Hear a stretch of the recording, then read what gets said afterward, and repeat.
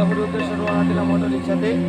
Auto rickshaw এখানে দাঁড়া করে ছিনতাইকারী কিছু দল, 4-5 জন লোক আমাদের মোবাইল নিয়ে গেছে আর আমাদের উপরে হামলা করছে। এখানে কয়জন হতে পারে?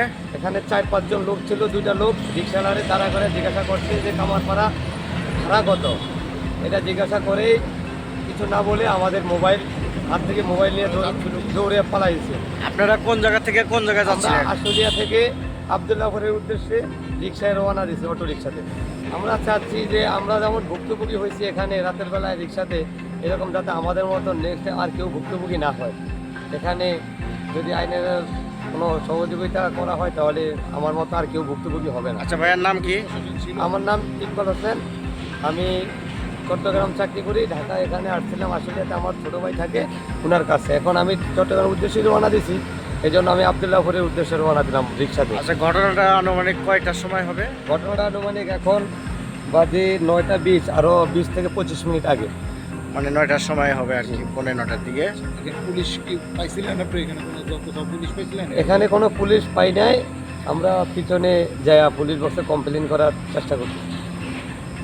আচ্ছা, ঠিক আছে। পুলিশ বক্সে রাস্তায় কোনো পুলিশ পান না? রাস্তায় কোনো পুলিশ পাই না, এখানে কোনো পুলিশ ছিল না। যারা এখানে ব্রিজের কাজ করে এরকম ইউনিফর্ম পরা লোক ছিল। আমরা সামনে যাইয়া ওদেরকে জানাইছি যে এখানে চিনতে হচ্ছে। ওনারা কয় ভাই আমাদের লোক না, এগুলা হয়তো অন্য কোনো লোক হইতে পারে। আচ্ছা, আপনি কাউকে চিনতে পারছেন এরকম?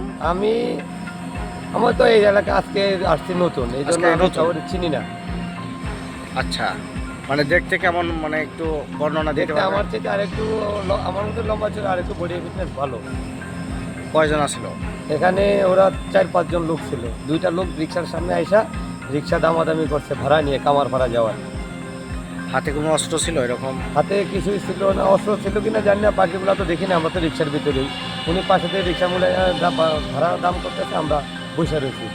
এখানে আমাদের হাতে মোবাইল ছিল, তো মোবাইল নিয়েই দৌড় মারছে আর আমাদের উপরে হামলা করার চেষ্টা করছে। পরে আমরা রিক্সাওয়ালারে বললাম যে ভাই আপনি দ্রুত এখান থেকে জায়গা ত্যাগ করেন।